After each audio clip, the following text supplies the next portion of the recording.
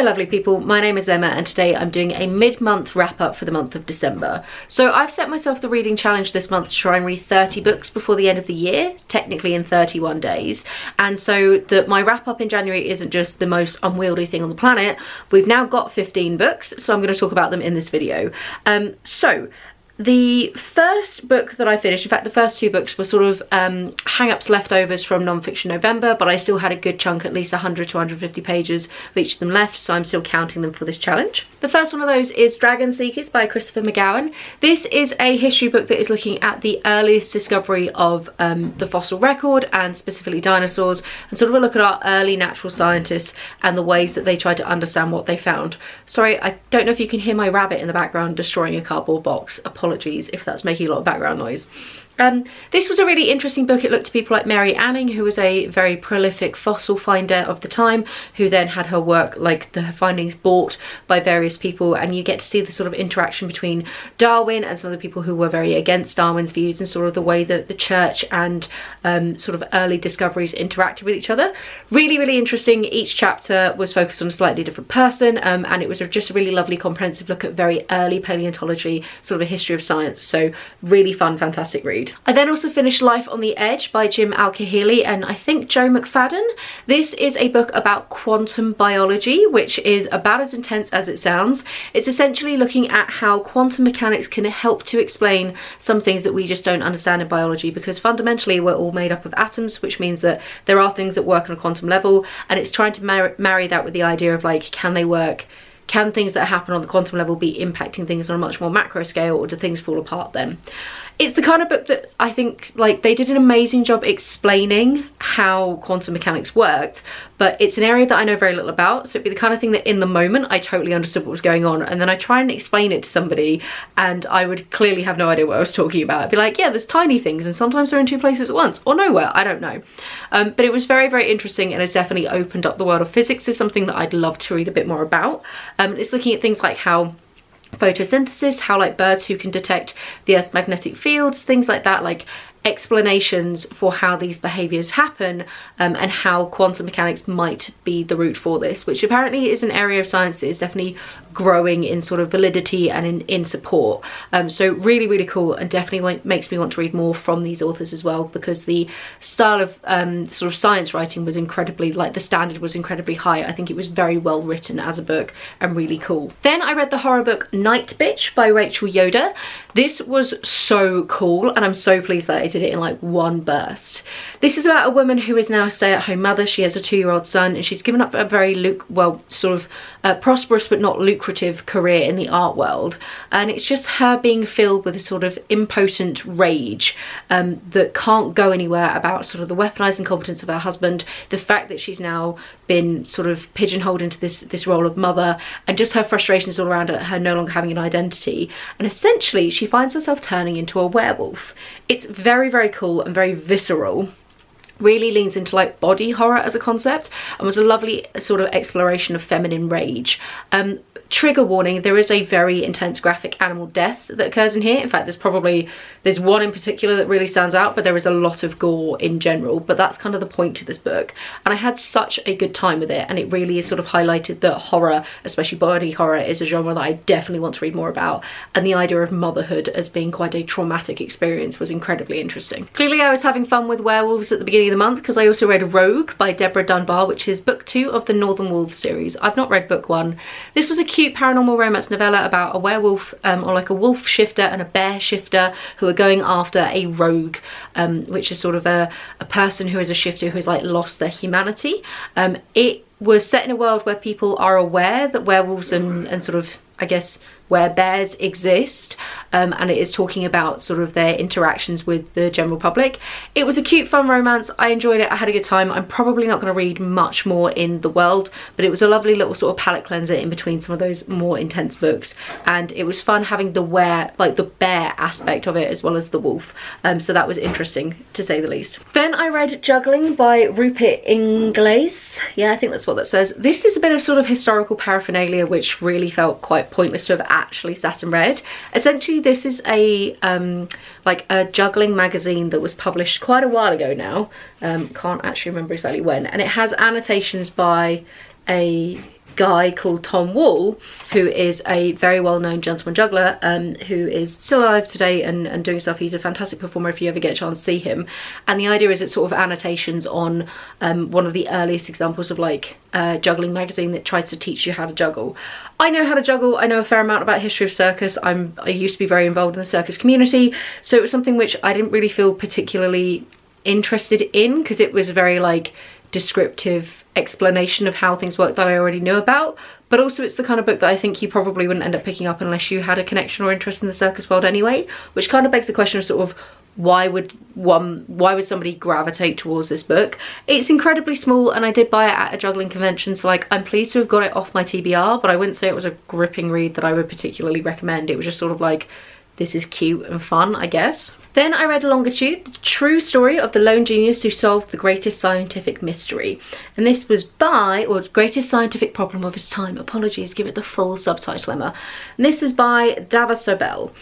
This is a look at how we solved the problem of longitude. And basically latitude was something that was a lot easier to discover, but longitude was far harder and far more complicated.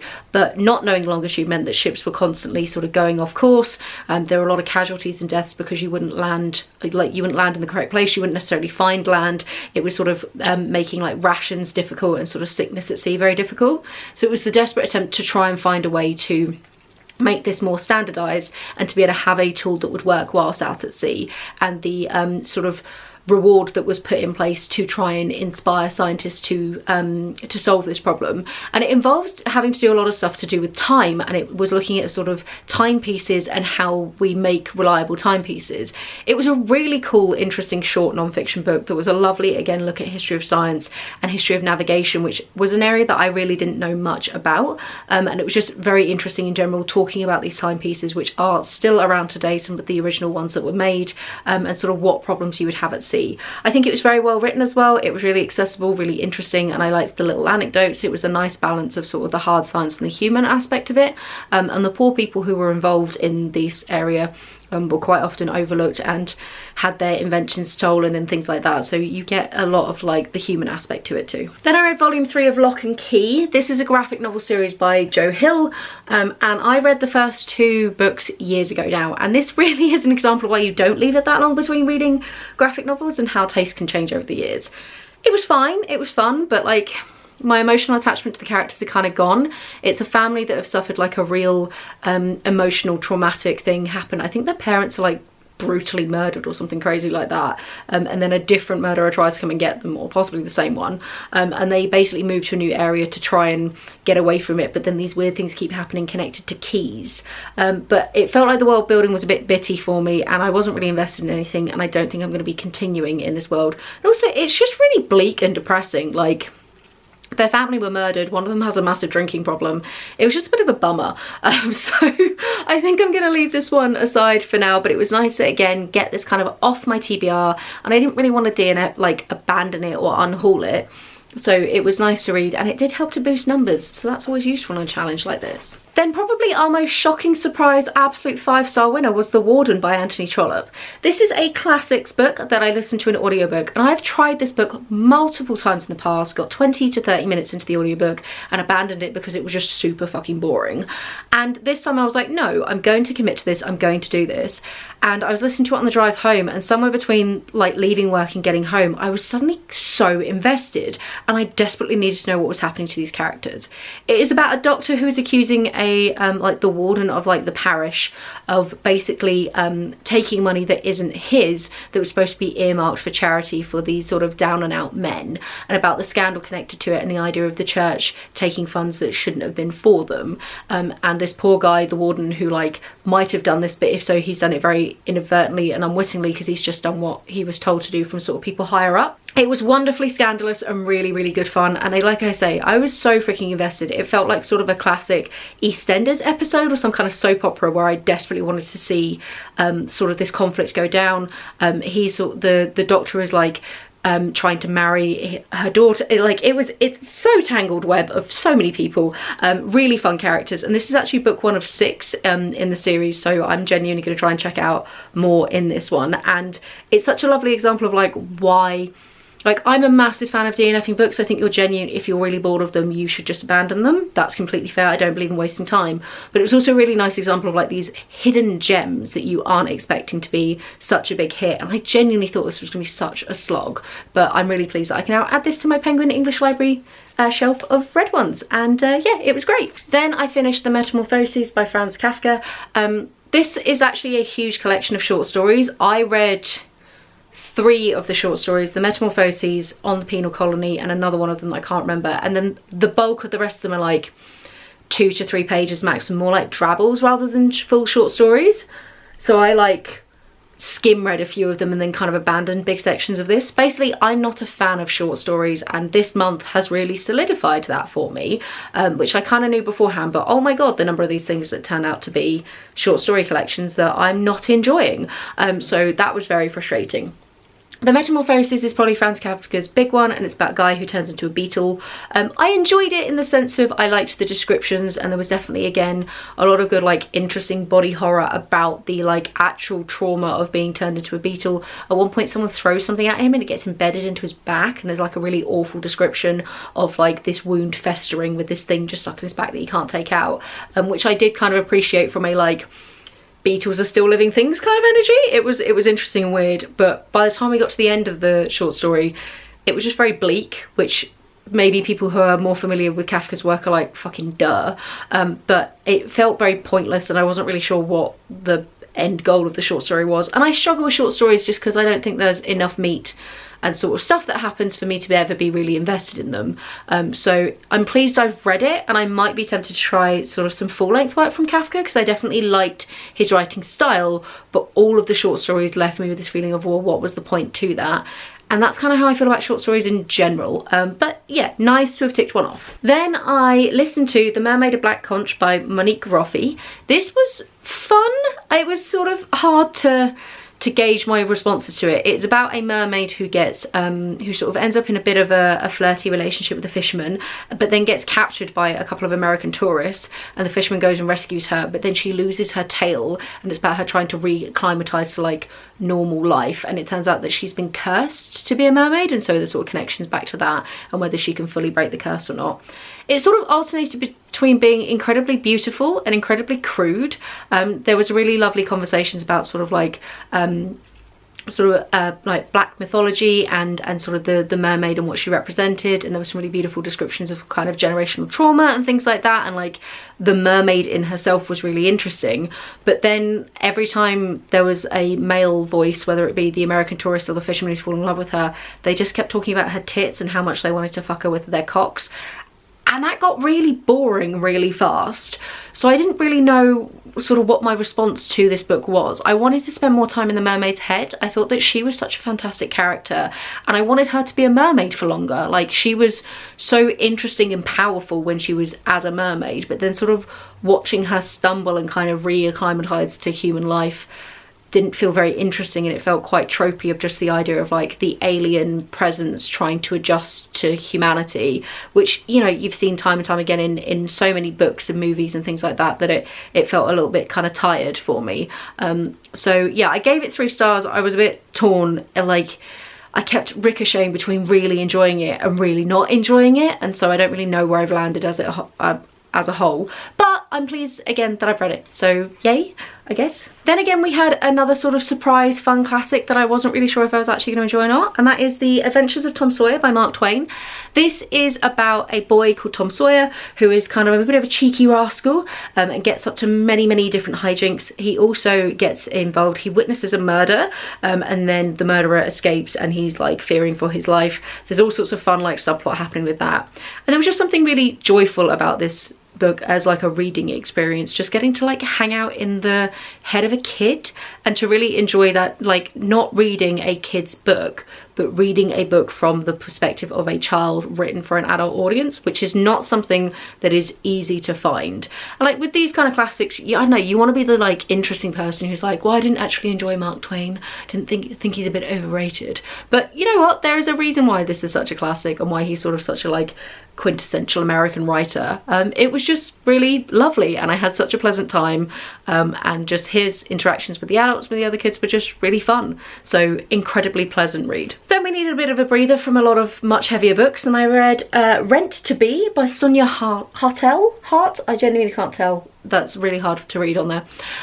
This is about a woman who really does not have her life together. She gets fired, and then her roommates kick her out of the house, and so she goes and crashes at her brother's place because her brother is out of town, but her brother's best friend is also staying there, and shenanigans start to ensue. There's a fake dating trope situation going on. It's all your like classic brother's best friend tropey kind of stuff. A little bit of not quite an enemies to lovers, but like a playful antagonism to lovers kind of vibe going on. The smut was good fun. Generally, it was an entertaining read.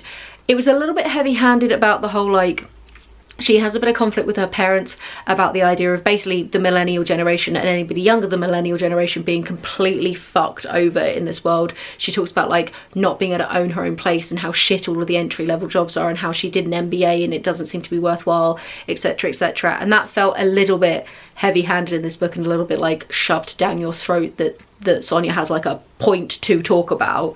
But if you are happy to skim over those bits, it was just a fun, cute, again, I'd probably class this as a novella, it's quite short, contemporary romance, so good fun all around. Then I listened to Hood Feminism, Notes from the Women That a Movement Forgot by Mikki Kendall. This I listened to in audiobook, and it's a collection of essays from a black feminist discussing basically intersectionality of how being black and being a feminist sort of works, and how those two things can mean that there are sort of specific needs and concerns for black women that are not expressed very well or not catered to very well by the sort of majority feminist movement.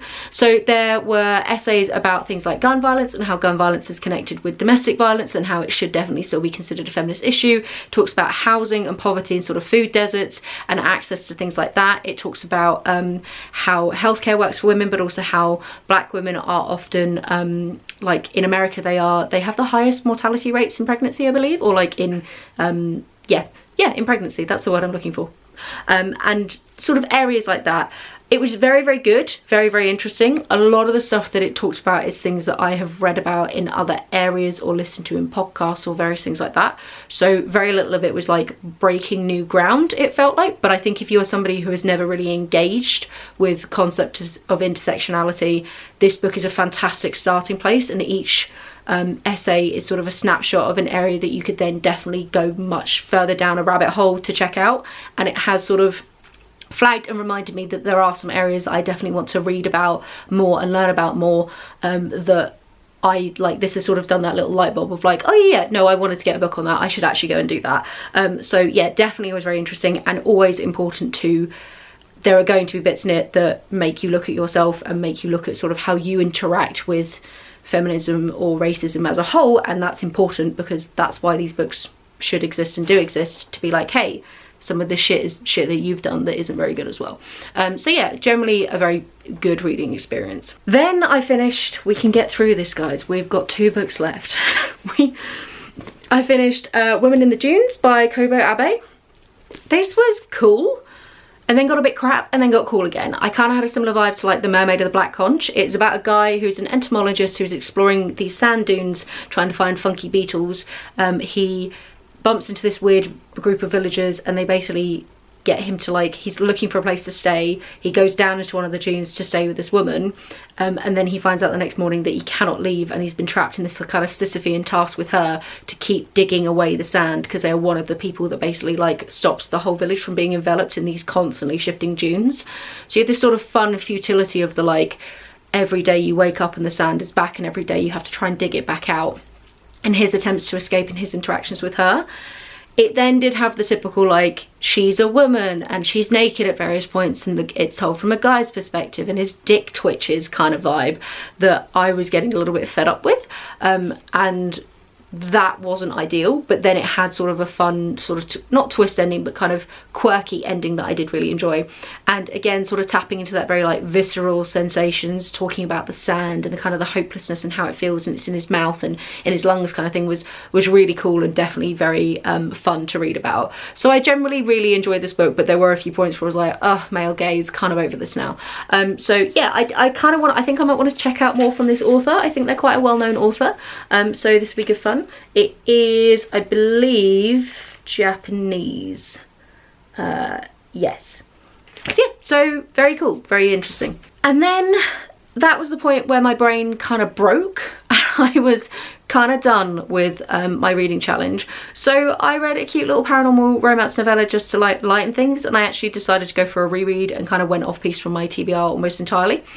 So the last book I'm going to talk about in this video, because that's kind of straddled the 15 to 16 book mark, is The Necromancer's Light by Tavia Lark. This book is a cute gay romance. I said paranormal, it's actually, no, fantasy, apologies, like a romantasy book, and it's about a necromancer and a paladin who fall in love.